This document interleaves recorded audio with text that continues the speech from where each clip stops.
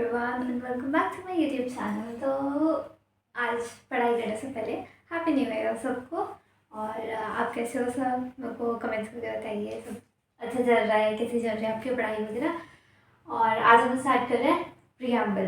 Preamble क्या होता है? इंट्रोडक्शन होता है, किसी भी चीज़ का इंट्रोडक्शन होता है ना। कोई बुक है, कोई या फिर नॉवेल है, उन सब का इंट्रोडक्शन होता है। तो हमारे कॉन्स्टिट्यूशन का इंट्रोडक्शन क्या है?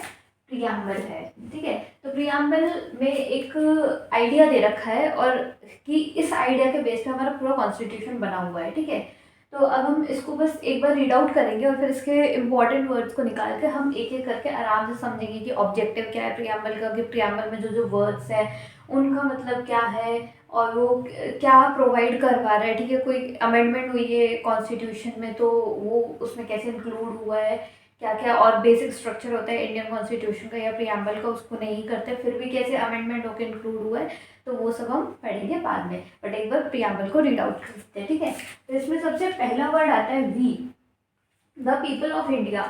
हम भारत के नागरिक having solemnly resolve to constitute India. हम क्या कर रहे हैं? रिजॉल्व कर रहे हैं। ठीक है, इंडिया को कॉन्स्टिट्यूट करने का into a sovereign, socialist, secular and democratic republic country and to secure all the citizens justice।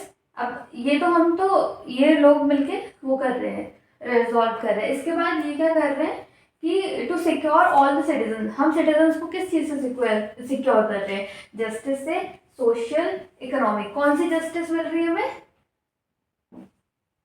Social and economic, social, economic and political justice. इसके बाद liberty of thought, expression, belief, faith and worship, ये article 19 में आता है।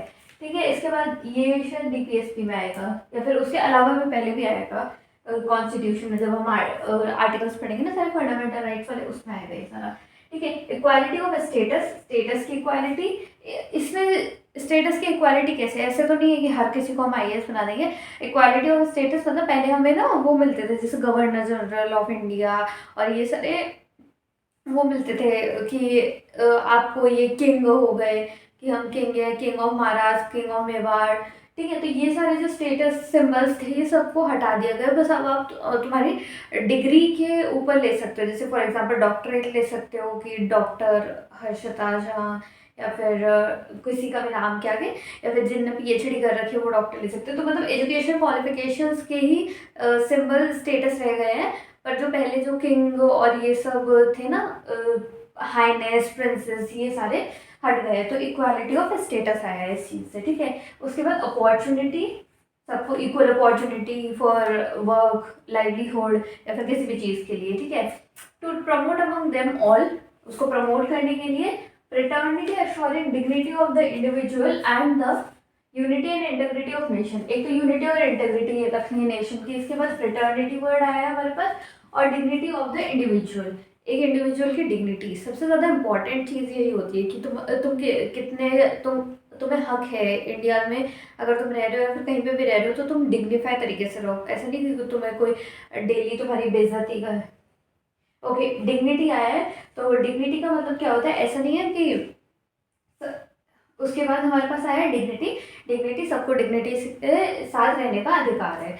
इसके बाद अगला sentence क्या आता है? In the constitution, in the constituent assembly 26th day of November 1949, 26 November 1949, do hereby adopt, enact and give to ourselves the constitution। ठीक है, कौन सी डेट इस पर मेंशन की? 26 नवंबर 1949। और कॉन्स्टिट्यूशन को हमने क्या किया? ये अडॉप्ट किया, कर लिया था। ठीक है, और जब हमने इसको फोर्स में लाए थे हमारे इंडियन कॉन्स्टिट्यूशन को, तो वो कौन सी डेट थी? 26 जनवरी 1950। ओके, तो ये हमने प्रियम्बल पढ़ लिया। अब हम ऑब्जेक्टिव पढ़ते हैं प्रियम्बल के और इसमें से क्या क्या चीज़ निकल के आई है प्रियम्बल में से, वो सारा देखेंगे। ओके, तो अब हम पढ़ रहे हैं पर्पस। पर्पस क्या है हमारे प्रियम्बल का? We the people of India. ये हमने फर्स्ट स्टेटमेंट पढ़ा था ना, ये थोड़ी सी लाइन खराब थी, तो हमने फर्स्ट स्टेटमेंट पढ़ा था ना। तो ये क्या इंडिकेट करता है? Indicates the source from which constitution come. कहाँ से आता है हमारा कॉन्स्टिट्यूशन? हम दे रहे हैं, हम इंडिया के लोग कॉन्स्टिट्यूशन को दे रहे हैं। इसको खुद को ही दे रहे हैं हम। ठीक है, तो ये सोर्स है, कौन है सोर्स इंडियन कॉन्स्टिट्यूशन का? We the people of India. ठीक है, इसके बाद बात आती है contains the enacting clause which brings into force of the constitution. Enacting clause है हमारे प्रियम्बल में जो कि बोलते हैं कॉन्स्टिट्यूशन फोर्स में आएगा। ठीक है, इसके बाद बात होती है डिक्लेयर्स द ग्रेट राइट्स मिलती है and freedom which the people of India intended to secure to all citizen. ठीक है, जो ऐसी राइट ऑफ फ्रीडम जो कि इंडिया के लोगों को मिली हुई है और सिक्योर टू ऑल सिटीजन, सारे सिटीजन के लिए सिक्योर्ड है।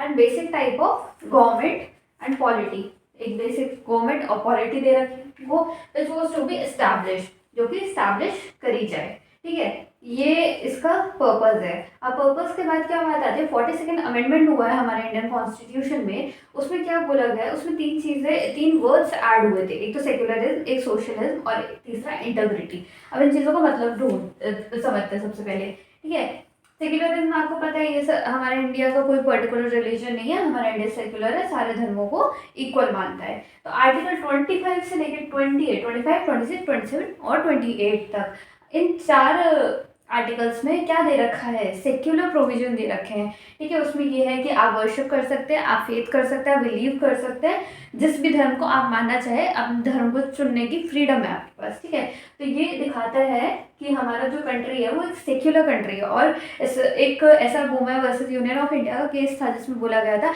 इंडिया एक सेक्युलर कंट्री है, और जो सेक्युलरिज्म है वो बेसिक प्रिंसिपल है इंडियन कॉन्स्टिट्यूशन का। इसके बाद बात आती है सोशलिज्म। सोशलिज्म क्या होता है? सोशलिज्म वही समाजवाद वाली बात आ जाती है। DPSP directive principle of state policy कौन से में 36 से लेके 51 तक। ठीक है, इसमें क्या दे रखा है 39 क्लॉज बी और 39 क्लॉज सी, इसमें सोशलिज्म का प्रिंसिपल दे रखा है कि ठीक है कैसे वेलफेयर स्टेट बनाए, कैसे सोशलिज्म के प्रिंसिपल को हमारे इंडियन कॉन्स्टिट्यूशन में इनैक्ट करा जाए। इसके बाद बात आती है इंटीग्रिटी। इंटीग्रिटी क्या होती है? ओके, आर्टिकल 19 क्लॉज 2 में दे रखा है रीजनेबल रेस्ट्रिक्शंस, किसके लिए? इंटीग्रिटी को प्रोटेक्ट करने के लिए। अब इंटीग्रिटी कैसे प्रोटेक्ट होगी?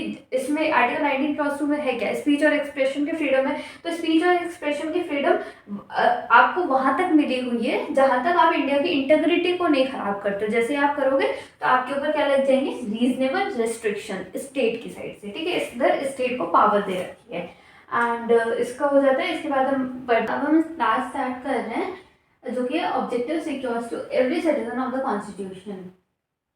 ठीक है, तो इसमें क्या बोल रहे हैं, कुछ ऑब्जेक्टिव्स हैं इंडियन कॉन्स्टिट्यूशन के, वो कंप्लीट होने चाहिए और हर सिटीजन के लिए वो सिक्योर्ड है। तो सबसे पहले जस्टिस आएगी। हमने लास्ट में भी जब हम प्रियम्बल पूरा पढ़ रहे थे तो उसमें पढ़ रहे थे, बट अब तो हम थोड़ा सा और डीप में पढ़ते हैं। तो जस्टिस होनी चाहिए, कौन सी? सोशल जस्टिस की।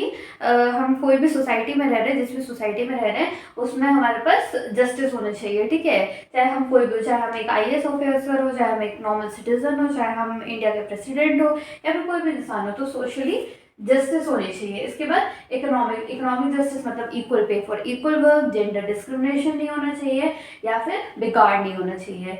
ठीक है, उसके बाद पॉलिटिकल जस्टिस, पॉलिटिकल सबको वोट देने का अधिकार है, सब अपना रिप्रेजेंटेटिव चूज कर सकते हैं। ठीक है, तो ये 3 तरह की जस्टिस हमारे इंडियन कॉन्स्टिट्यूशन में प्रोवाइडेड है। इसके बाद बात आती है लिबर्टी की। कौन सी लिबर्टी? मतलब क्या होता है? फ्रीडम। फ्रीडम किसकी? सोचने की फ्रीडम, जो भी हमारे दिमाग में आता है हम वो सब सोच सकते हैं। ठीक है, उसको एक्सप्रेस कर सकते हैं। एक्सप्रेशन की फ्रीडम में क्या होता है, फॉर एग्जाम्पल मुझे कोई नेता पसंद नहीं है और मैं उसके लिए एक तो सोच सकती हूँ और एक्सप्रेस भी कर सकती हूँ कि I don't like this guy, okay, ऐसे करके।